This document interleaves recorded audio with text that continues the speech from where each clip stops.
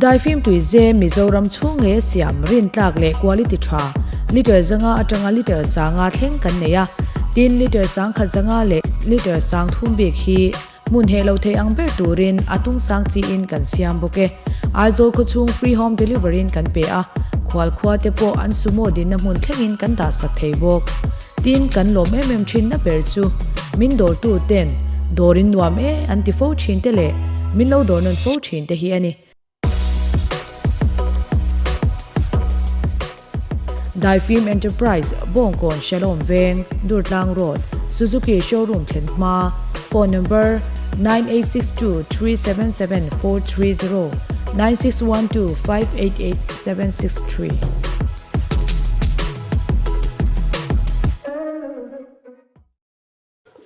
Mi huai sen than khu ma bung li na kan lo chuang kai ta enge an don sia le ngal mop mayang o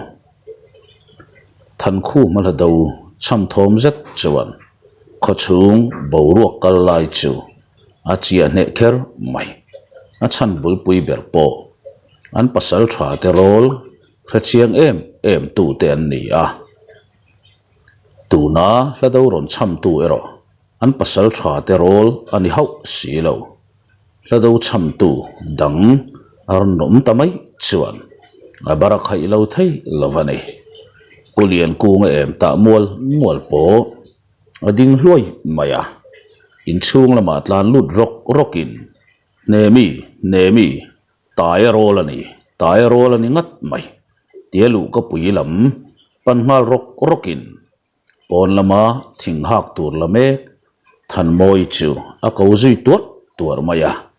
than moi pon a urol zong hai bik mul hek lo le tle rol ve oi to ma se aril ru alo no pan na alo lang ngal phat maya ko chualam panatla na rual ve tatlat mai mi panau pangrual ko chualam panin an tlan tang loma tual vut an pal khuphei rum bok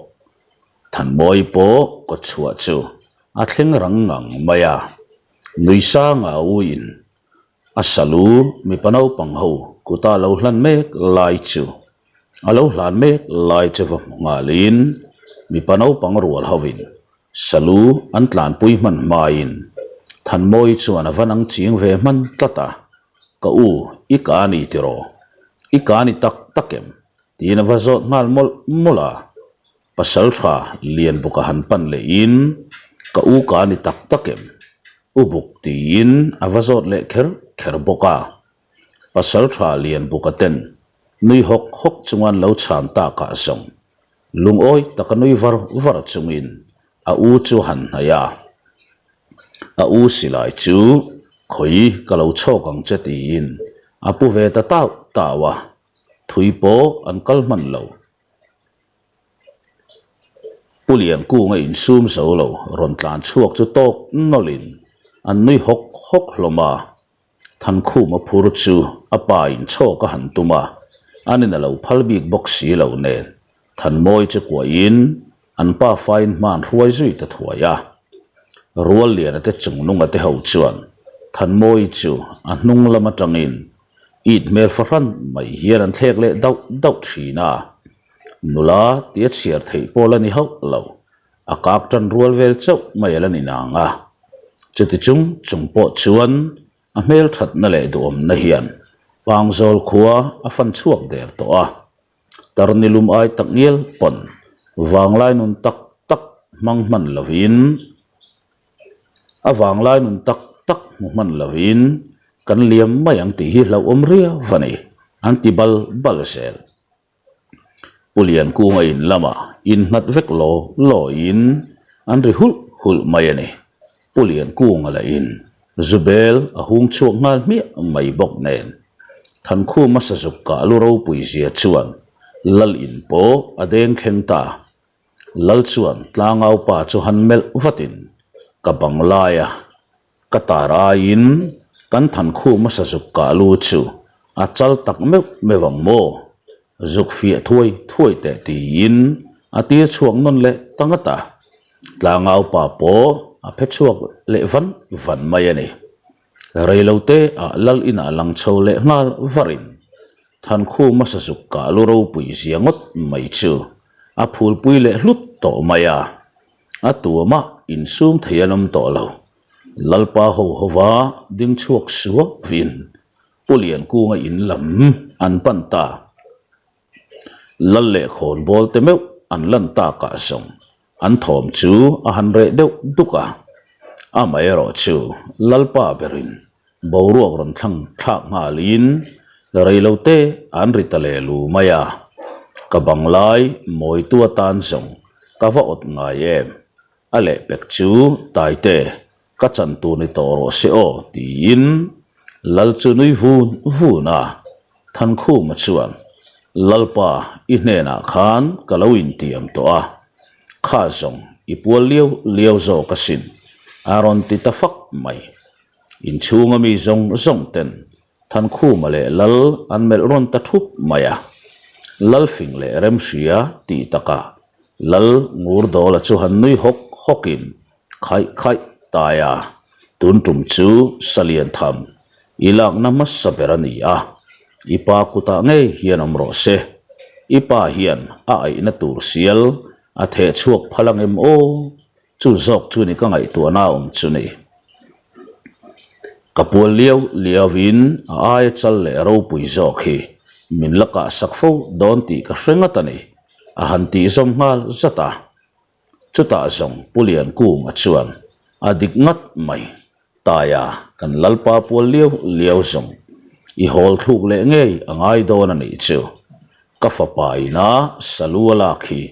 aro pui theyang berin ai ngei ka due khotlang ka hrai ngei bokam lian buk ruam man na han siam thuai ro o tin amak pa te chu han mel ngal vata zan lama phei chuan salulom thom chu aringin ari khianan ribu bung ani bera khon bol min fopa chung nungai te salu hon ve chuan soi a hlo to lo chiang kher mai ain ro pui hlei ber de bokani pa hoten zan lama salu lomin zubelan pulut zut renga reilo te a zaivor nga lin pulian ku nga phok boka atuka ruai ro pui an han kil te chu khotlang a hrai ne rem hle mayani bangzol khua senga ber khani miau maya a fa pahlo tin na chuan atilom em ani than khu ma song apan lai tang renga no pang fingkir ker ngai to na thui tak nei sa kha ni shima amit kha anu a omwanga anu khaladam ve se alom puina satur sia ngai to in anuk a ul ruteu zoka than moi ero anu angai thu hi a sei chuak ve ngai lem tlat lavani apa nei anam to hi chuan a hlim em reng sel maya mai chu ni a salu lom na ro pui tak mai an nei nu chuan silai zen han siam dan te pasal tha ten than khu man ser tur zui ta chata silai zen hi nga tok om thei lavania tian hril chu apom hle aniang ramlama liam po ngai sak to lo hian apa nen an ri tlak renga fa pareng hring ve lo pulian ku ngane na anin pa fa lutuk le in an natam takan nei te hi khuanu rem ruat aswal ngai lo si helan tir tu ni fo o me chap alo ro tha ta boka lo hal turin khopum pui main anin bua sei tamuk mup maya than khu man kapa keima kakalange tlangwal kan le ve to lom le tin lo hal na lama silai ne ai nak chuak ta thuaya pasal tharwal te ne in nai rengan ni bok nen than khu ma song akum phu lo hian mien dan po dang lam to a an lo hal ni a an sake uringot po chu tam tham rem hle ani sa pani lai mai than khu man ake man tat mai te chu mi te ti le mak ti atling chho ta se la apa la hian soi nuam ati em sel box si nen kum nau pangte le zolbuk po kai ma hovin mi mit phuk na ani tran ta de ra thanem ngai taka a u te nen lo lama tuna zong liam le tlau to in than moi po apa in tu ti vak lo ma se a u ten ram lama aliam ve hi a tha ani pasal a chia tha te po la nei ve the ani a baka kumin bak chu kanom pui to lo mai thei cheu sin tin siam le ni phei chu nui ve ar renga nang kha ni mu zo lo top mai khamo tia chung ko nui ho dar thinin chung ko in po tak le om khom om tak an ni ve sim bok no pui te no ram lak te lo hun chho se la lo lama lu le tin an tanga than khu ma than hem ngai lu tuk thi ne ro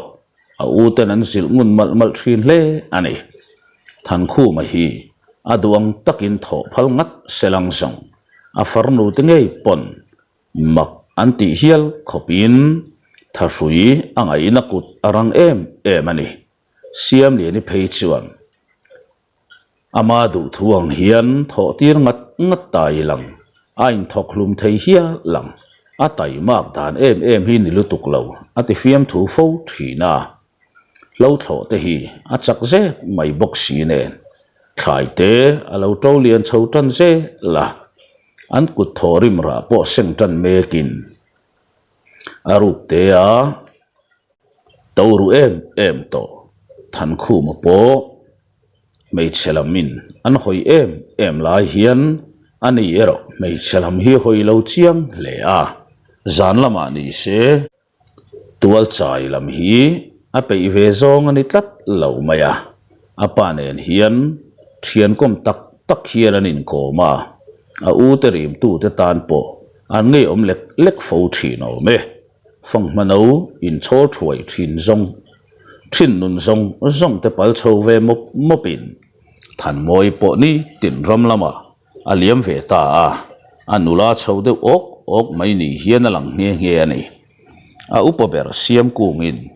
naw alo keng chho ve ta bok nen pulian kung song a ke deuh hai reng maya tuna chuan fur puinun zong te mang pel chho le to in an kut thorim ra bu seng turin anin tin tu chho le tan ta der maya pasal tha ten lo ven him na thok turin an silai an tuai num ta liau mai than khu ma po adan ngai te a rialu vele ngei tuman ya wangin silai sen le amu te ain khol na se em maya zen te po chu a pho tang vei at bok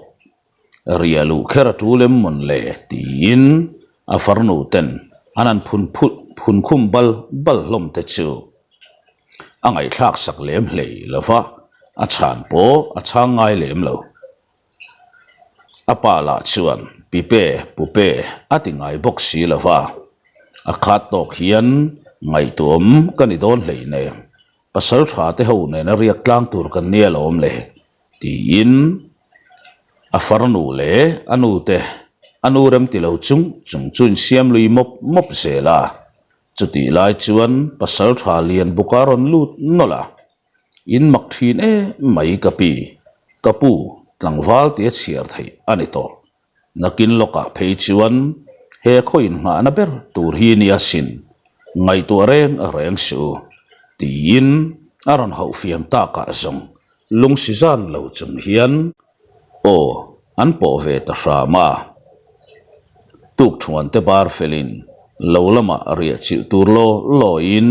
anin zilu ta thama an man mo lu tuk lo bok nen lo an thlen meu chuan ni po atlang sang man hle to le nga la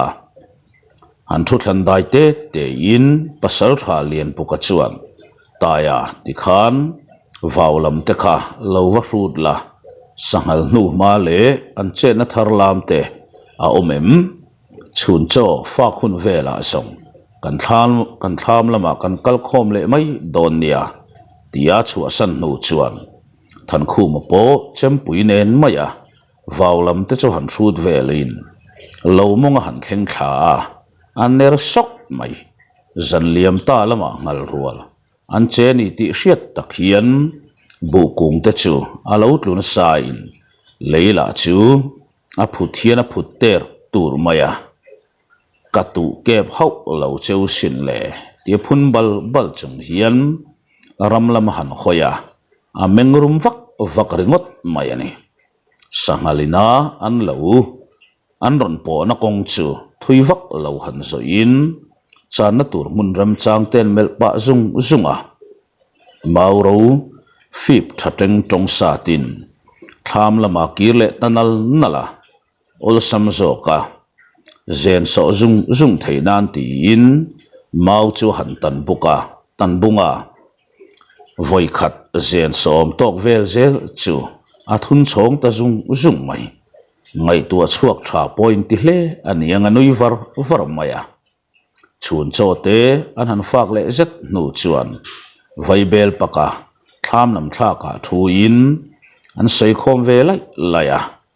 tu lo ma chu alo him big reng lo bu ven thu la hi song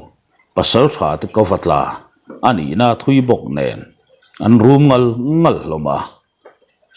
bu seng chu nga sa tur kan nga dewani mayalo tia than khu man oron nei ta ka song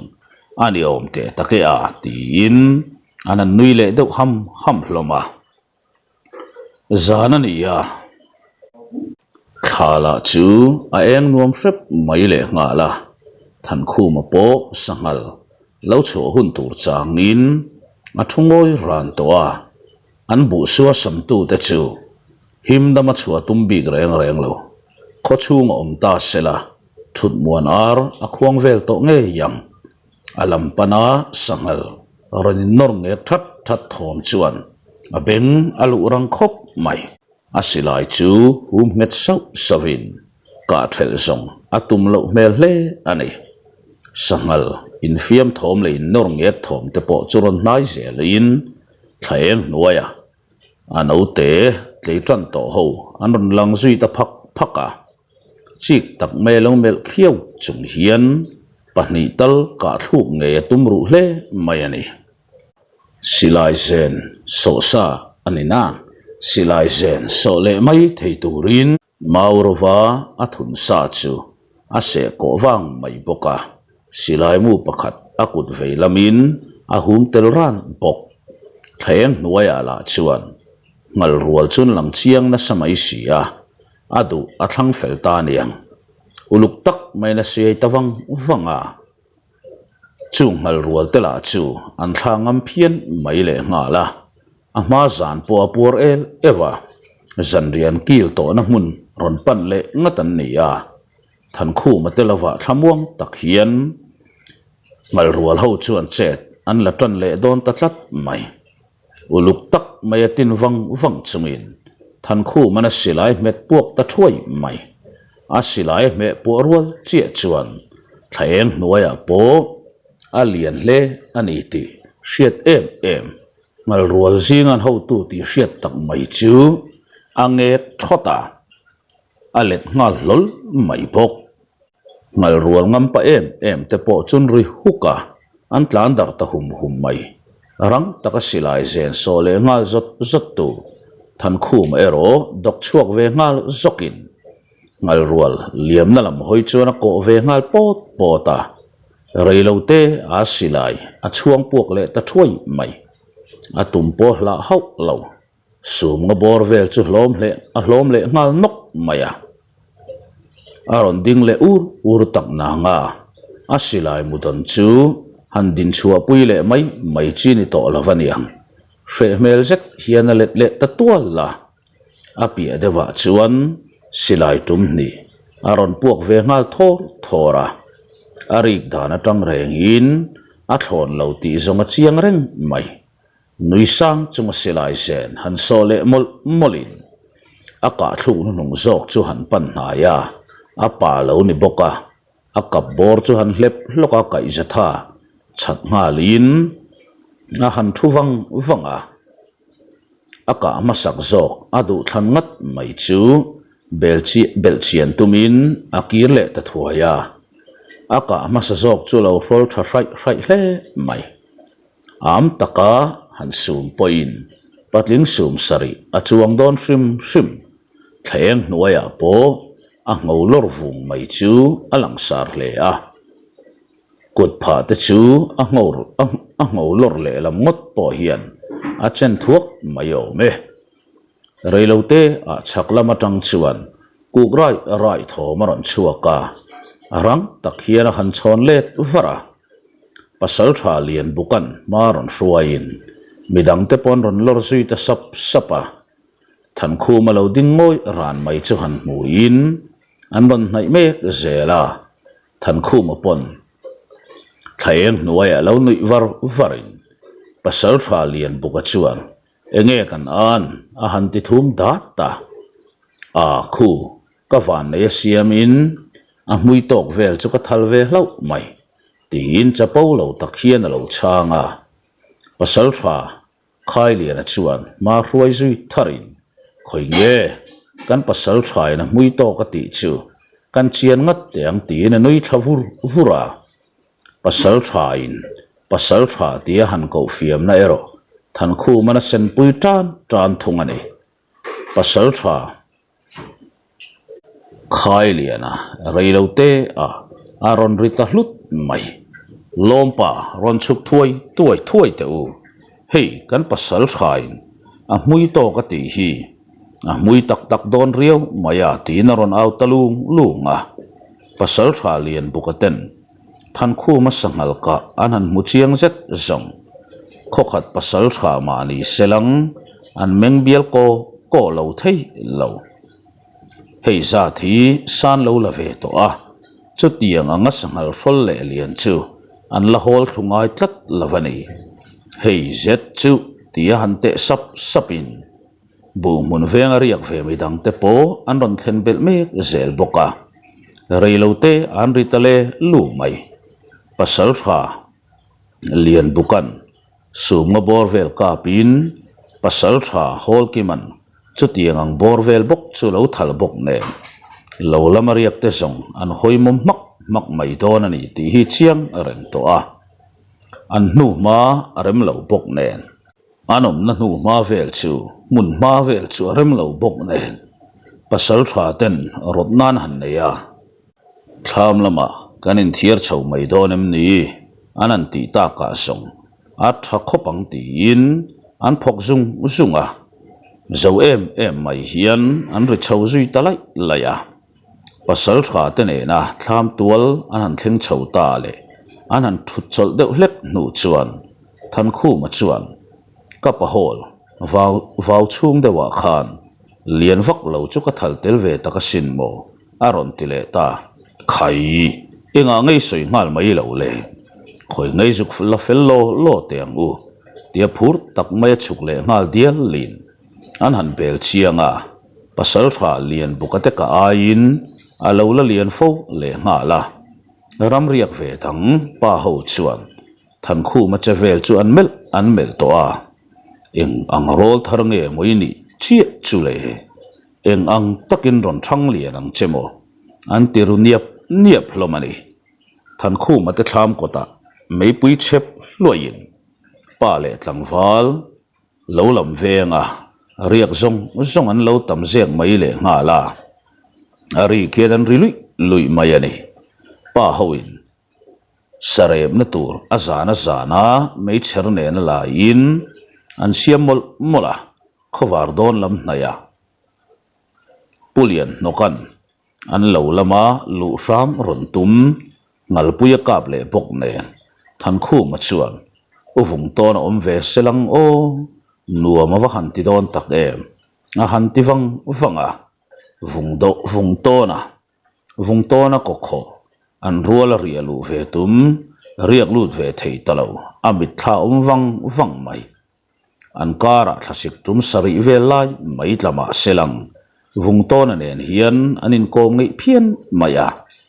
khowar don naya tlema zong chun ching ve sek hlom o me ron liam ve du su ti ve bok ma selang a u te pani le than moi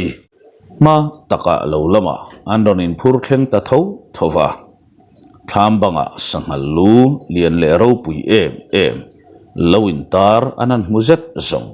an u nau thuma tre thangal teng tungin an uber par moi pheichu aman mo lua ta tlu thazot zot le nga la an thom ana bokaniang than khu mo poron dak chuak rang hle ani par moin sazu sangal lu han lak thak ngal mai atum lai chuan ka u anam trep tong o ti in than khu man o han chua vata an ni ho lai nan lo ngai poimo lo na samai tham chung an han lu ta tham chua ta salu chu da in sarep la chu lo tam em mai boxi pasal thwa lian buka po an thom sian ron nai thuaya an wa han hlim ve lai tak em bu seng hun chung song chome lama chuan an phang don lo topani par moi chuan taya hei chu kan lalbanga tari tum to em a han ti thuaya khai sangal lu mai te lalbanga tar tura da chi ni hleine tina sit ngang maya pasal tha lian bukan maya hetiang khopa sangal lu ro pui hi mu tur om zen hleine tin asit om lo zia an lo sai zung boka than khu ma po abu zui ve ngata zan khat lo lama han riak le in sangal thom hriat tur om to lo ba ka bu seng tur in ruwa man tak lo hun chho ta bok nen in lama tu le mamo telam turin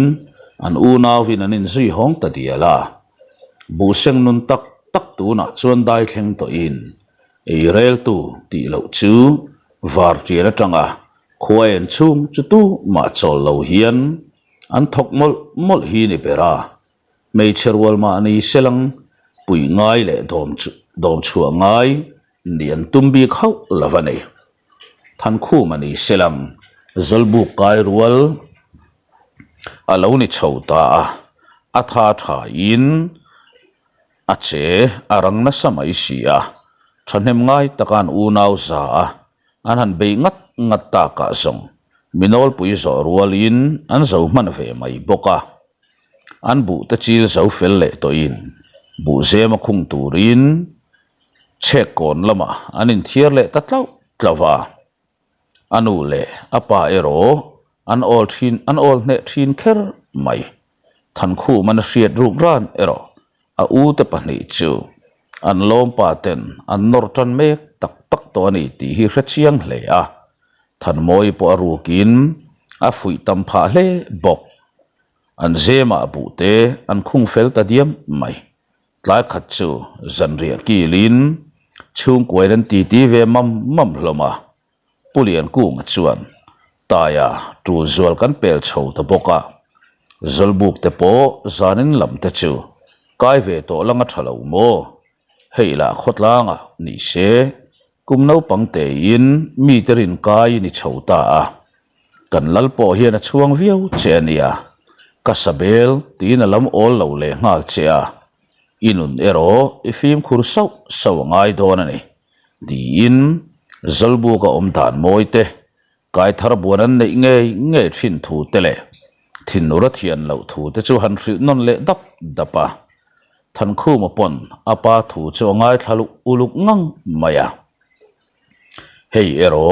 idikna pen khat point tol ngai lo la iti suala ero phat marna tur zong boi du suang che atual por zinga tel ngai lo la mi paka tang hian dot chuak hek su se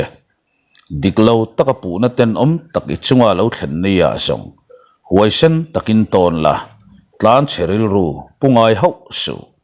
idik na song ipa hi itan kadinganga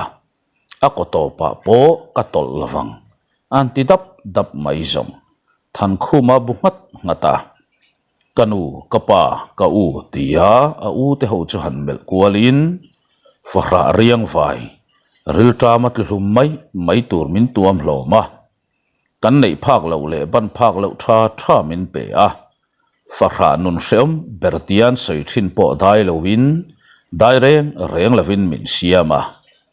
in mual phona tur zong in ke ka pen ngai lawang zalbu kai thu la ero kapa i thu ani e ati fel thak maya a mel enin a nuk na wa chuak lek ani ti zonga chiang khop mai a farnu ten amut puan turan buat sai sak ta soka apain kazuk pai kai puyang cheo ati ero a nial tatlat mai mani maya in palchua ka du zo ke tin ain puliam talau lava zalbu ka nai tula frena le hupur nain atuam na tul thung zalbuk tuala ala tu ma anlo hau lo le ngal zalbuk chunga valupa seliana atong lo lava in fuina hun an manganingat mai ni roi mayang ti thin lung puchunga zalbuk kai tren ra tum lai tak chuan thian pa zalbuk kai thar ve tur thau emni ini ti thom anung lama tangin ron rita tlata than khu machurang fe mai hiana hanin hera ama ron petu chu han thek he hoa ama ang bokin pon thua khai ani a han mu ta ka song ni e nang ve zo a han tilet ve thua ya o ni e I hupur ve thovem tin oron chu mal zata than khu ma nui saka kachak lem big lo khop mai tin a han nerna nanga than khu bok chuan ka va ngai lo che ve thian pa anti tong maya ni e pem thar deuh kan ni a kei chuan ka hria che sin tlak deng lama khuan kanu le kanau nen mai khosa kan ni e lian zela kan ni tin in thianang miang ti paina kutaron phar chuak ngal vata keite lul thiana min du zongin tia han chelet ve ngal chatin in hrethiam ton tak mai hian in nui vara lian zela chuan nang ma han hruairo pasal thale valu pa te pon an hriat sa vekini kha keizong mei thai fa mai kan sia tin than khu ma chu han nora than khu ma po bungat bai ani o men ron zui nga lang che ti han chek hlakin kai thartan pangzol khozol buka mun ala vem a han ti data zolbuk chung om ten ri ngal hak mai than khu ma o song tun hai hlom mol hek lo le valu pa seile na chuan rang takalo chonin e khai than khu mala ne reng chuan zolbuk kai rual ilo ni vereng to ni mo lohoto khai tin ozang khai tak mai hian lo chua than khu man hnunga pon thua khai bok arwal puyom velan han mutel chu e in thian du ne ni mo lo kai ru ti no han chua le zunga than khu marwal kai ve chu ala kha chiang vak lo ti hriat tak hian chiang zet mai na han mel pa boka khala than khum I thian pa chu kawa chiang chi alo ve mo a han ti tong boka than khu ma chuan ani nen hian nu mun lo pasang kan nia tia nui so min tlangwal ho an ri ngal hak mai tak takin ani hi tia o nei lain lian zela chuan lian zela kan ni e pem thar mei thai nemi fapa kan ni tin ozang tak mai hi ron chua zui zata valu pa sei lian chuan ati zia ina nuam don hle mai zalbu kai rual inni ve to reng em o tlangwal te u fiana kan paltlang tir don em an sa zu mulin vaibel don a vet zo to angem o tin o han chua an ho ta hul mai than khu maten an sa zu mul an han pota vaibel don valu pai nan ve sak an ve tir vel chu an lo tang ve ngang mai a vet zo zan mai ti a valu pai nui sang o han chua nu chuan hei tlangwal te u zanin lam song in naute in fiam pui turanom don tlat maya nga boy nga in tu maom lo ni selang o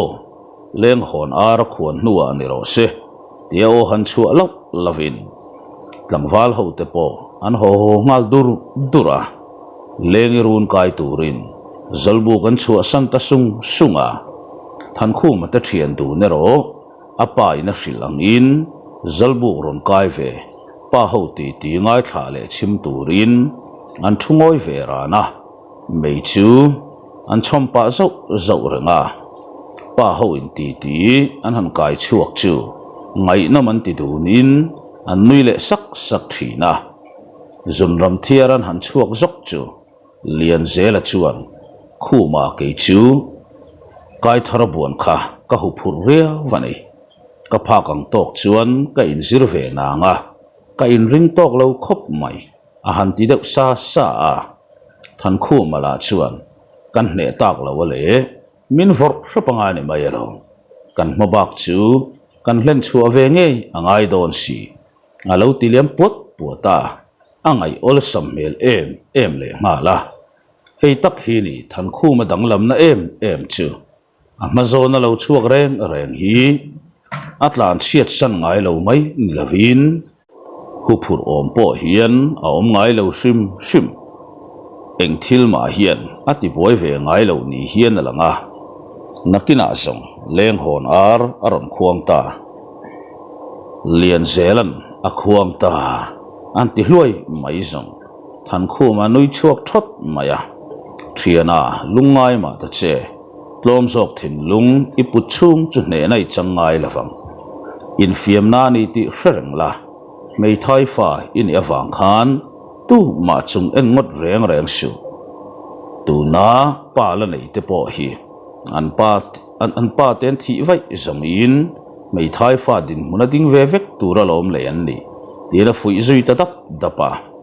lian zela po room ve ta dat mai chuti ni chuan thapui kan chuanga ni mai lo mi poisoi ka hlau mani ti in a hoi hera rorin khak ta a ma ti de ka oma kha ama chu ni talo mati mai tur hian an mazon a thil lo thleng tur chu chak zok mel apu ve ta hia la tlangwal ho te po an ron kai rang hlomin kum nau pang te a ama tho chuwa ngata silai kol thei voi duai lo ko chuwa tanga hladau cham to than khu man zolbu ka kai miau maya an mak hlel ru hle hlom le nga la ni heti la hian khon bol min fapa chungnung ate thian ho po an lo in fui ve na sa in pasal tha te ma le tlangwal ho ma a lan sar khal zo vek to tu than khu ma chun kho em a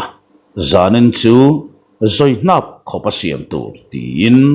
phur em in zal buk lam an ron pan ta pok mai tlangwal ho te po an phur na in anor na tlang ani ang chu reilo te a zal buk kai tur chin chu an kim ngal thup mai renga walu pa seilian ala chu a mel en reng po in a phur sang le ani te hriat reilo te aron ding chuak ta au renga khaile kan kim ta boka kan tlangwal te an ngam pat zel nan po kan ti thin dan ngai ang in kai thar buan lami hoi tan don ang o a han ti lo chu tlangwal ho phur thom an ngal rem hle mai tunge kan nau te chu han buan don che ule tia walu pain on ei lo lai chuan ram lama an lo tluk lo em to aruka anair em khotlang lain an fakron ni mek than khu ma thik em tu chungnung angei mai chuan rual lian a chu han kheu zau maya rual lian a poron ding chuak ta au mai khoi nge keman bulkan tanang o ti in phur mel tak mai hian aron pen chuak thawa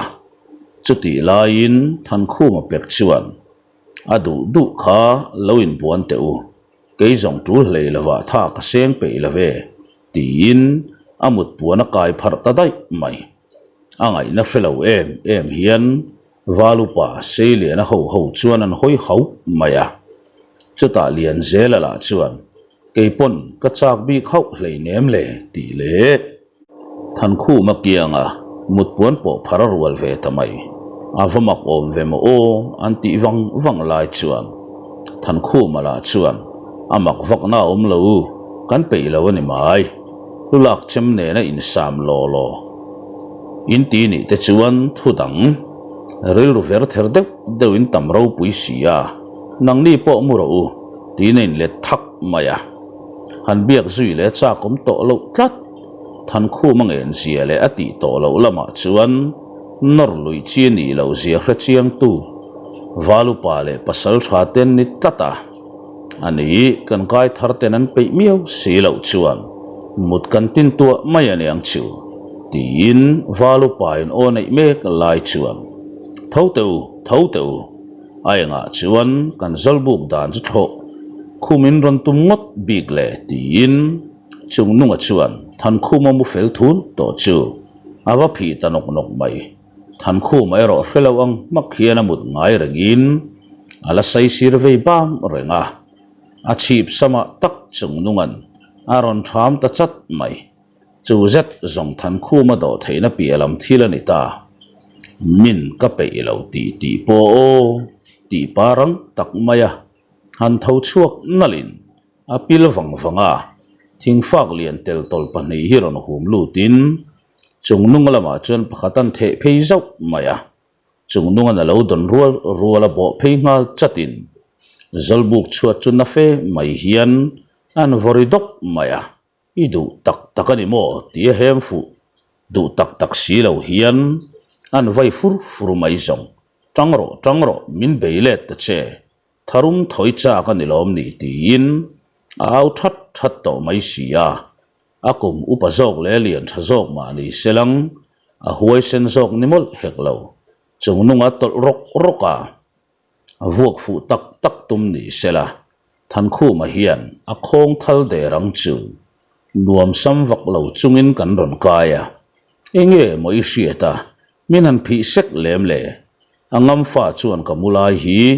min ron ching har le chin don nia terum tak mayan mel kwal zet zong akum nau pang anga en chi ni to hau lo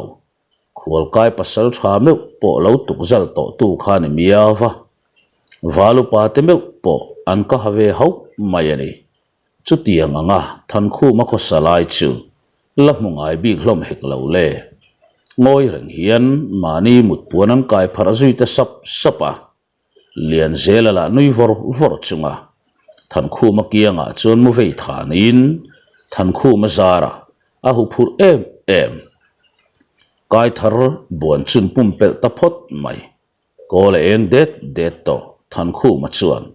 lian zela chu kheu har zawin an thau chuaka zalbu kan chua santanal nala zalbuk riak tlangwal damte an tin dar ve meu chuan reilote a zan liam ta lama than khu ma che dan chuan khuwa a fan chuak rangkher mai tuk thuan barin than khu ma te chung kwa pon kim thapa than khu ma chu pa in zona zo ta chat reng ani a khatianga kati mai lo chuan ka thian char thar ve ber kha lavin a khuru tat mai sia a hum danom chuna ni kha baka rual lian ate ho ril ru ver ther lutuk thang kama khan o katum lo ve shim bokani amal te in kalabuan le vet thowang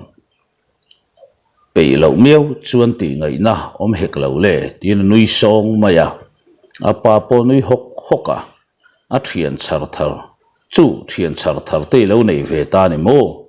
khoi lam mi nge ni reng tin han zot ngal thuaya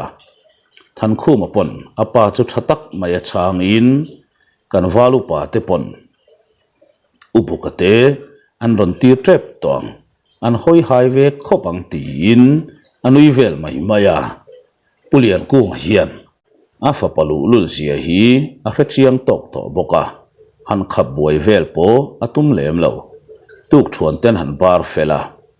an pa fa vai bel an paktal tal lai chuan rin lok ang ngein pasal tha lian buka aron lang tange ye pasal tha lian buka ron kai chu kan lo be sei ring to zok che sin kha kapa tenen khan lo soi ho ru ka fo fu du lo khalom le zok turan nia sin enga ka chip sama te min han tham ve ngot ni tin than khu ma chuin ak chuak zui dai mai le nga la pasal tha lian buka po sei mai tu felo hian nui ruwa kan na wa hi song zedang lam tak mai kol tu chu nei ani chia ngani chung nung ate ho chau mai chu enga ma ngai ho lafang a vot rap tura kalau ngai te lu nen a hantibal bala pulian ku ngapon kha asoi mangin zolbu ka kai rual pui a thian thar kha na hre rungang mai sia ka thian patan ka ti ni kha ati mai si khamo kei takpo hian ta ya zia hi man thiam lo chin kala nei fo reng mai nia mole in hriat reng tu re ro nor lui chi mi lo mi hringanom ve ti hriat tat tur mina pe miau lo chuan ti ngai na lawani chu a pe te lo in buan mai ro se tianui de kur ku chungin khoi nge lalin lam ka handa ka nge lalin an inakai turin mi som sek maya a eng thu tak chuni mo khon bol turin min som le nge yang ka chak lo te re nen hian ti pa hian a chuaka pa ber chuak nul chu thlir zui deuh thapin heti em maya than khu man ipa a chhun mai hi makkatingot mai ti in nu bera ron tong chuak ta a farnu tela chuan pasal tha lian puka an tong ti tamaya an nu topa thawang an ho na ve hle mai zel chuani uchung nunga te po mi pe ilo chung buan lui tra tum tu rem ni ngai sim le a thu simin in buan po ni se tai te song an ne om lo e maya an ni ralu po la khai ve hle lo ti in an nu topa thawang an hawa an phun nang hloma than khu ma chuak ta ero a thang kam en tum le thing tuai putum pa fo mani a kot chua han thlenga lian zela lo thu wang mai han hu chuan anui deuh suka lian zela pon iom mai ka ring lova kalau ngak ve top mai che ni hi tianui var chunga din chua lo rual ve ngalin ikalna pianga ka zuyang che anti ngal tol maya thian kop lai nei lawa tei vel mai thin than khu ma hoi boi lek zo ka ni ani o thing poi put pa in thangkam en tum mai ka ni a thiana kanin suyam don tak ani chuan in hriat chian nan po thai a tiro setlat mol la mai liam ango ti in anin zui liam ta thuaya tuk nang aya tle man tlai deuh hlek awange ni don ni are hian are deuh rui to a than khu ma thangkam te en dun molin akut mui chi ti takalo ong nol mai nge a lian zelan phur tak mai la ngawin akam thale zung sel boka apam ham lo ti hriat tak hian than khu ma ipte a khung ngau sel boka an thangkam an en fel thokhat boka thing tuai put hon turan sa dun ta chara than khu ma chuan lian zela thing sat lai chu han thlir de wangin an nerru ta sak mai an thing ki lai in tiareng si than khu mana ki thluk fel to a po lian zela chuan a lo la be ngata than khu man pan na in du tok te zela a han ti thum data lian zela na ngai na hrelo zeta lo mel he holai chuan khatiang in tunge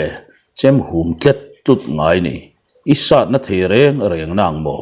heti hian ti in chem hum da na tang chuan an in zirtir tanok noka tikhan hansat le chin te tia a hansa tir le ta ka zong lian zela kutha ka dikta zai mai nui vor chunga than khu ma chu han melin kar lawa asa thu ve tamaya anan thu ha dam dewa than khu man a thian char thar ve ber tha hruinga mel hle si a che khor ru tak chu zirtir amamu ani ti hria chanupum pui mai chu chem vai da na tangin anin zirtir ta tiang mai lian zel khong lutuk achang chuan than khu man pum dom meu hiar han nui le thin iwa khan chefen fun takati la in lian zel la in kapa ka chhuna niang kanu pon kapa zeilo thin zia min hril fo thina sin tin thin ura ala big lem hlei lawa olen lai nun ngangani a chumini atang chuan ni tin mai hian ram lama lian zel en an zui liam tluk tluka maktak mai ero than khu man in lama karon so mang che ti reng hian lian zel an nial tlat zela than khu ma hi lian zel ate na la dak lut ngai reng lo chutianga thade tum khat chung zet mai anin kop nu chuan than khu ma chuan engwanga lian zela hian an ina chuan kai lau em reng zel nge mo ani le ka fia ngat teng ti in tuk thuan po bar mu mal lo hian a chuak ufuta lian zela te in lam tlak deng lam hoina kal tanal nala lian zela te in om na zot pa zelin aliam zunga khoin ding mong ber mai mi zong kom thang an ko mu lam chu pan thata thuaya lu ko puya chuan han ding detin a thlen ma a thom nak thom a hriat awang zawka ozang tak mai chua loilu han dil nga la ni a in chunga loilu dil ve le in chung lam thom chu re ta thap mai chang tu reng anom lo than khu ma lul na chuak a chuak ta tlat tleng rel chu han son hong zui mi in rang takalian zelanu in a puan ba laya a mel a hlia zau chu man chiang khop mai lian zelan than khum nang mo ati hluai lai chuan than khuma ngoi reng hian a pen phei pok ka lian zelanu mai khu na chun keu hong pop maya lian zelanu mai ser hlir hian a lo bo vek mai amit le lam phei chu akang chiati hriat taka lo om chu muta rum lutuk tak maya lian zela chumelin inu hi iza pui ti na emni ati takhol mai lian zela chuan achil han lem khol pa hian thian pa za pui thu la chuan za pui hau la ve khuwa hian kan chen vut zui ve zel min phal sak lo phang ti kan hla vani kanin thup mai zo kani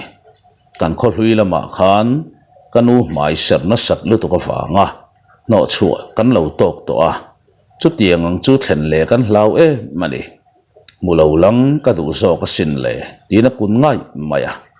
adu reng awanga inu hian he ser hi nei ani hau lawang min hring tu kanu kha hei ai ser na sa nei chung po hian